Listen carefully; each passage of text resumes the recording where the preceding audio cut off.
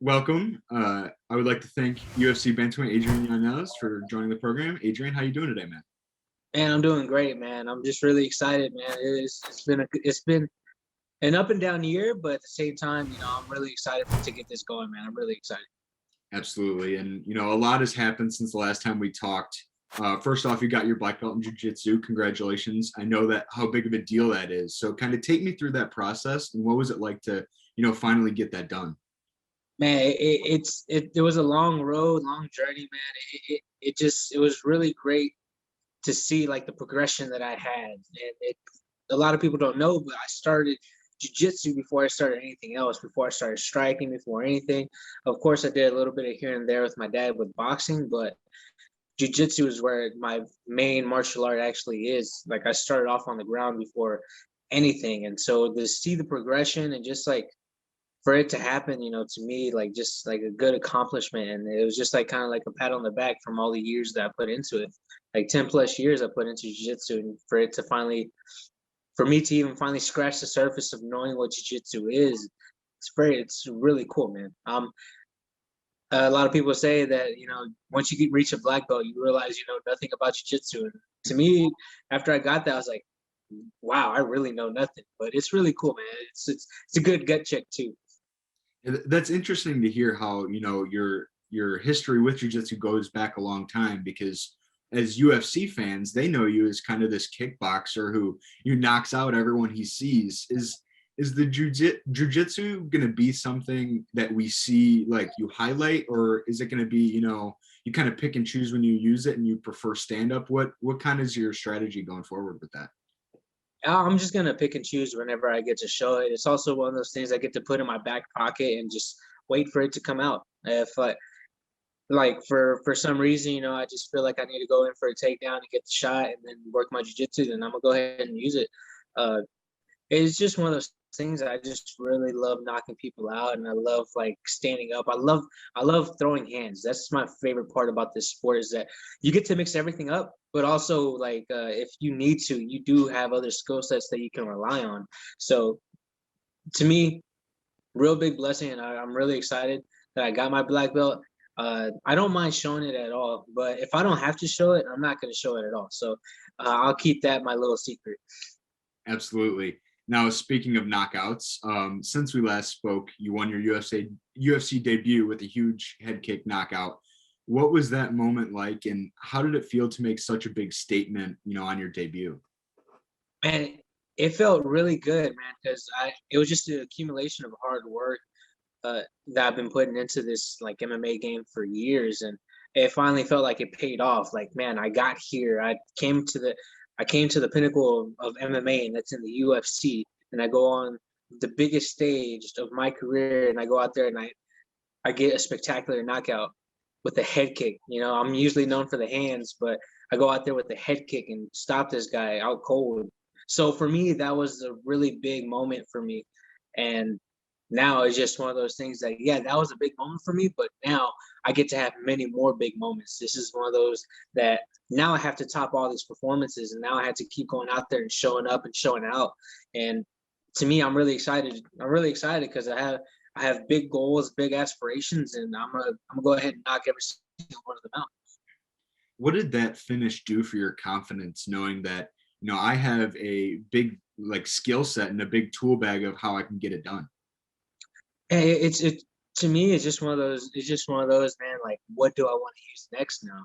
Is like, what is it that I want to use? Like, I have so much tools. I have so many tools, but it's just one of those things that I'm only gonna pull out if I need to. Like, let's just say going out there, you're going out there doing a certain job, but certain jobs require certain tools. So, man, it's just the opponent for me. Like, it's just the opponent, who's up next, who needs to game plan or strategize for one certain type of fighter. But the way I'm made, man, I just want to hammer everything in. So you just give me a sledgehammer. I just want to knock all these pins down.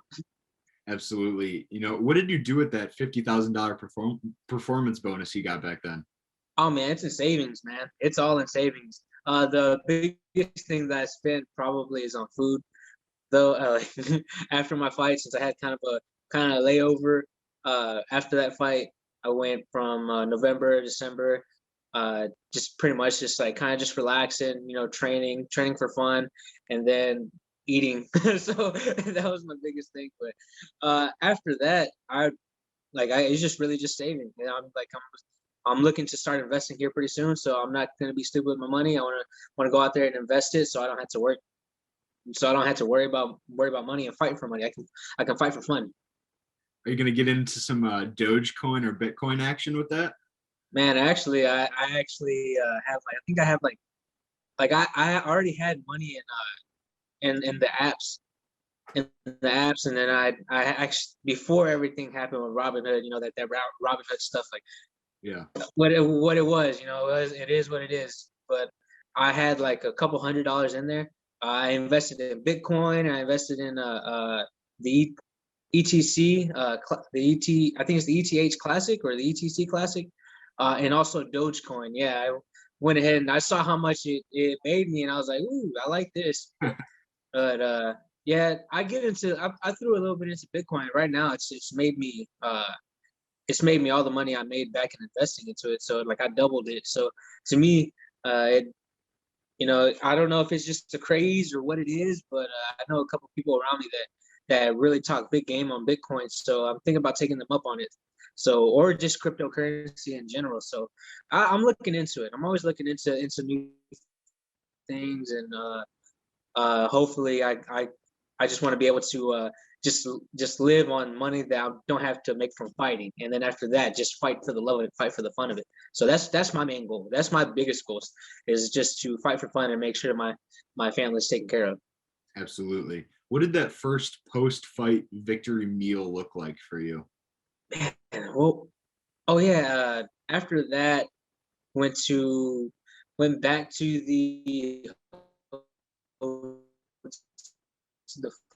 Fighters Hotel. Like my manager Jason House and his wife Alyssa House got us some cookies from Crumble Cookies, and I try not to eat junk. They got it for us after we weighed in and everything. They had it sent to our room and everything.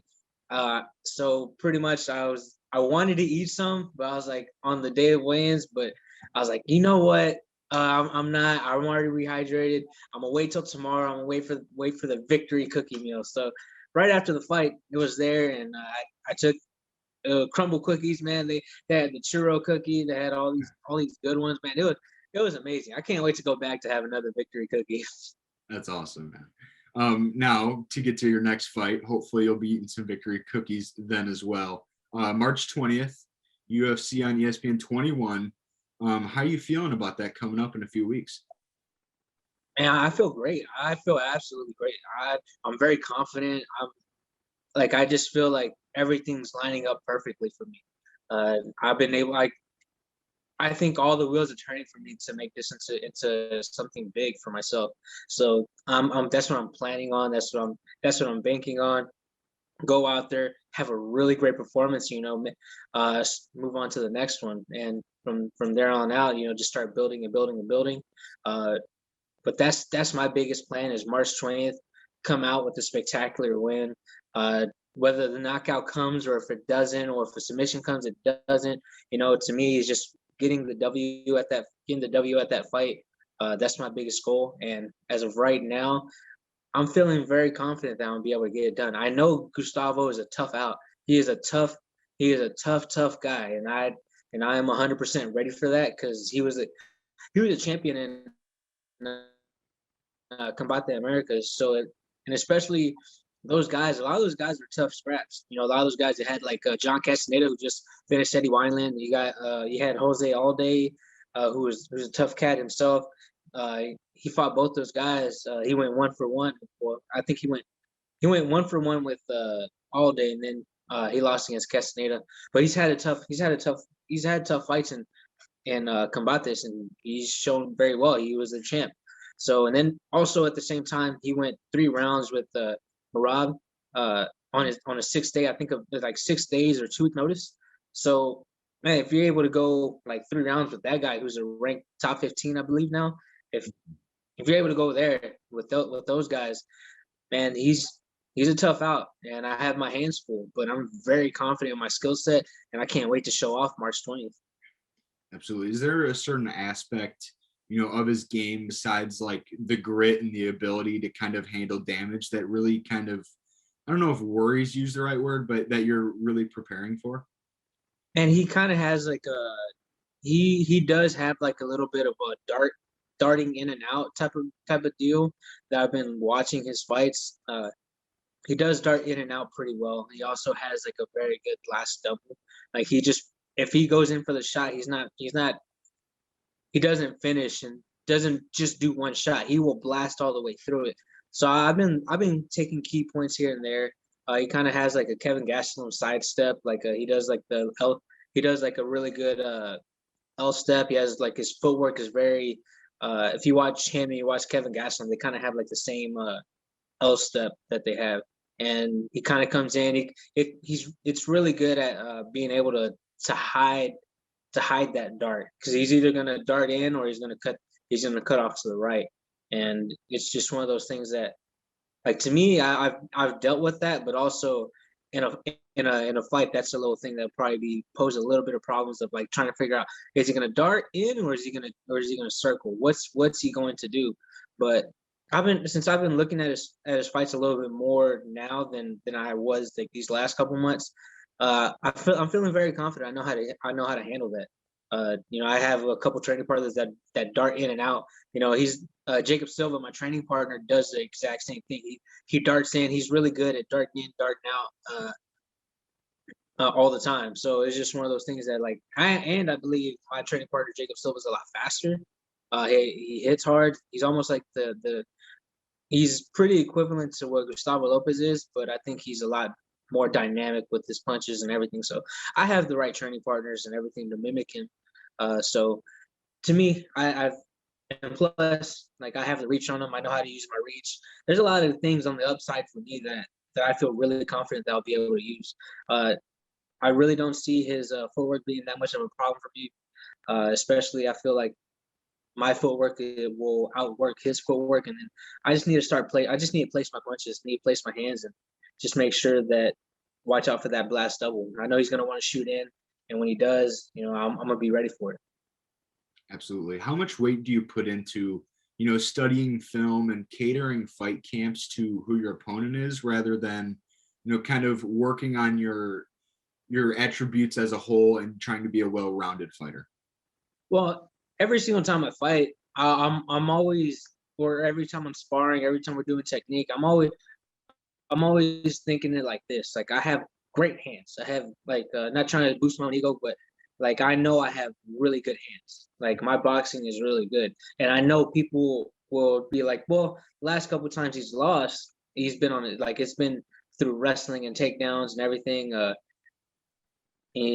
And that's just one thing that I know people want to do to me. They want to get the easy victory from me, because they know it's going to be a tough out to get me out of my feet. It's going to be a tough out, to submit me. So they just want to try to put me against the fence and try to grind me out. And that's what we work on consistently, just turning off the fence, getting off my back, and knocking people out. Because I know they exhausted themselves trying to get me down. So whenever I get back up, their arms are blown. I go out there and just it makes it easier for me to land the shots. So that's what I look forward to.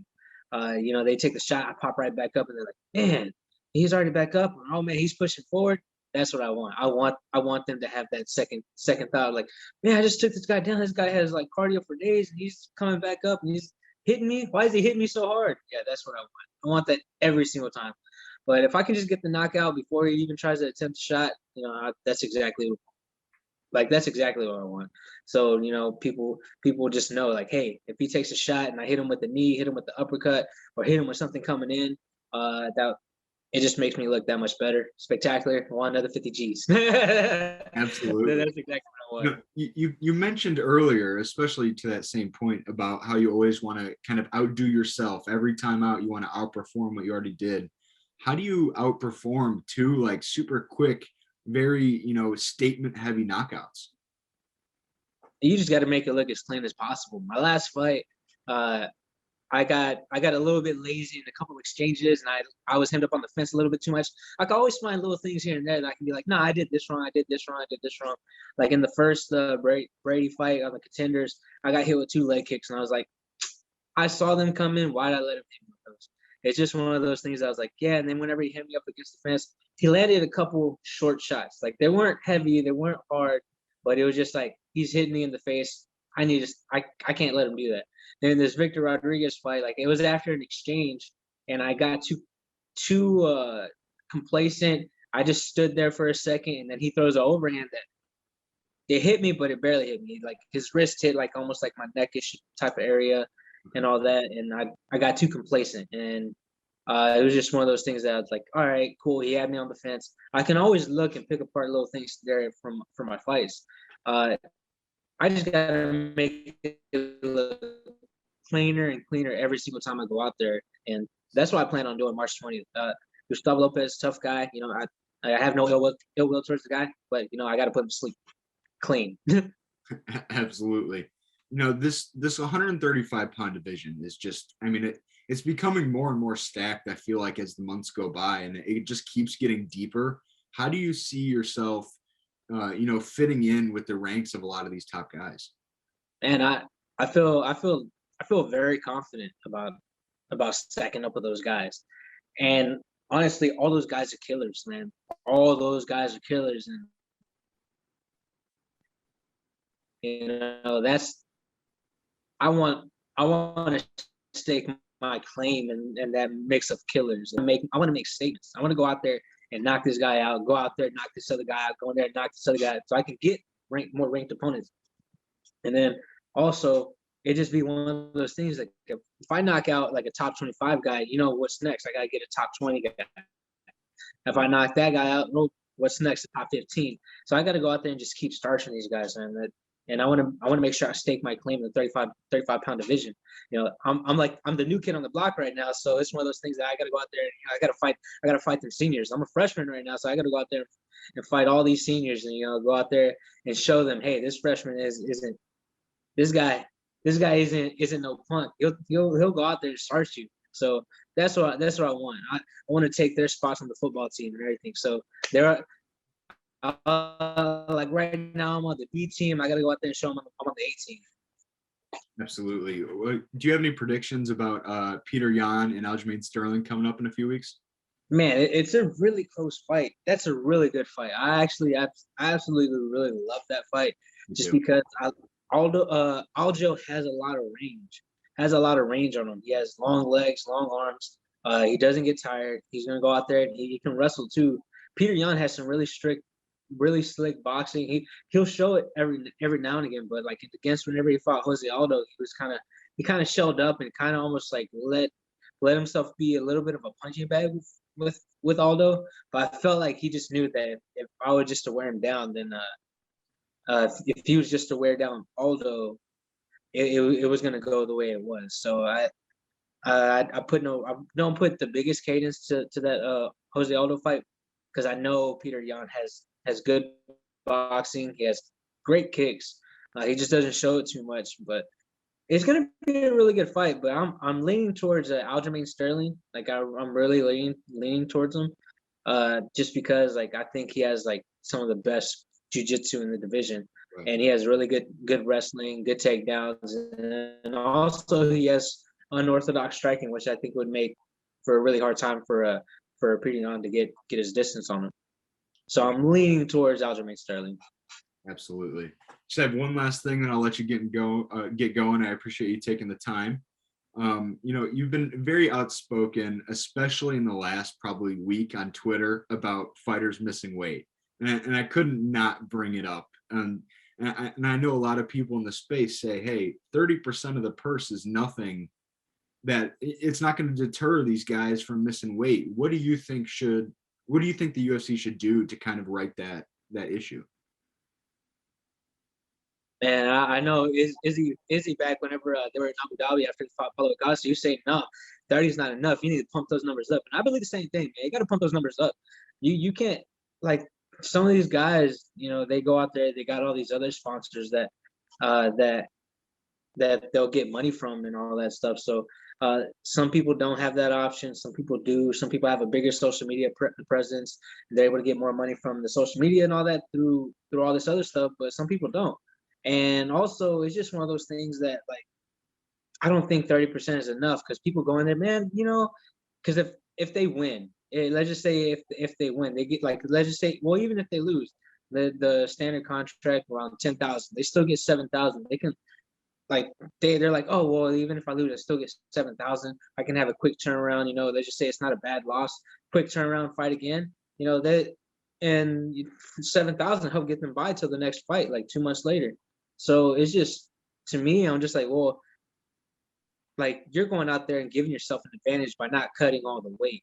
And then also, if you know if you're gonna stay heavy, man, if you know if you're gonna come in overweight, give the guy a notice, man.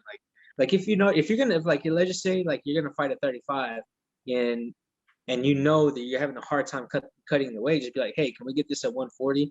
Right. Yeah, 140. You know, give the other guy like time. You know, if you come in like at 140 or 141, that type of weight, I just believe, hey man, like first off, you want the advantage, and then also I feel like it's very disrespectful for you to go in and not to let them know, like, hey, I'm gonna come in overweight, uh, and make a catch weight. Like, give the other guy a chance not to cut that weight. You know, help. It's 5, and you're just like, I'm overweight. I'm gonna try my best to make weight, but not really. So I don't know. I really find it like I find it's like very disrespectful, especially if you signed on that contract. And like most of these fighters, even like some of these fighters were scheduled to fight like 3 weeks before, and then all of a sudden you're like, okay, what happened there? All right, cool. We have 3 more weeks to make weight. They already had eight-week training camps. They should have been trying to cut the weight from that point.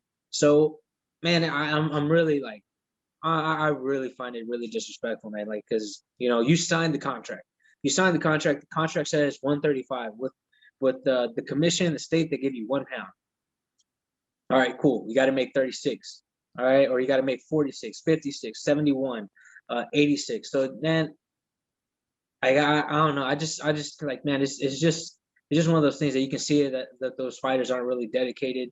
That one guy said he was like, it was fish. He ate bad fish. If you ate bad fish, then shoot, tell, like, you can still tell the other opponent, like, hey, I'm not, like, I'm gonna be 12 pounds overweight. Like, hey man, let somebody know at least, man. Like, if you're gonna come in overweight, at least be somewhat respectful in that case. Like, I've had many fighters come in overweight, like especially on the regional team for me, like, and I was just like, some people that came in short notice, I can completely understand a short notice fight. You going in there like, hey, they're doing you the favor by taking this fight. They don't have to take this fight on 2 weeks notice, a week notice, but if they go out there and get as close as they can, I can forgive that.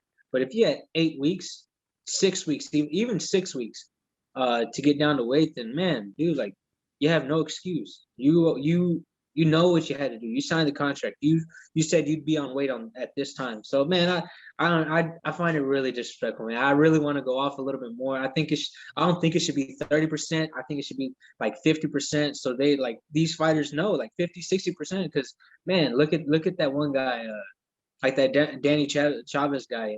Whenever he fought that dude, like, man, you can see that he couldn't handle that guy off, like the weight. Like, I felt like the weight advantage also was like one of those things that I forget his name, but he also Gordon, yeah, that Gordon had over Chavez, because it was just one of those that, like, once he took him down, he's like he was trying to get up, and I feel like if he cut that extra 5, I feel like he wouldn't have been able to balloon up that much. So I don't know, man. There's a lot of things, man, and there's also that I've seen fighters on the regional circuit take fights where a guy was 8 pounds over and they get brutally knocked out. Like, it was like, I'm just like, no, I've seen that too much on the regional scene, that I don't want to see this at the most professional level that there is. Right. Then also too, the UFC, they give you the chance to work with Trifecta and their nutritionists.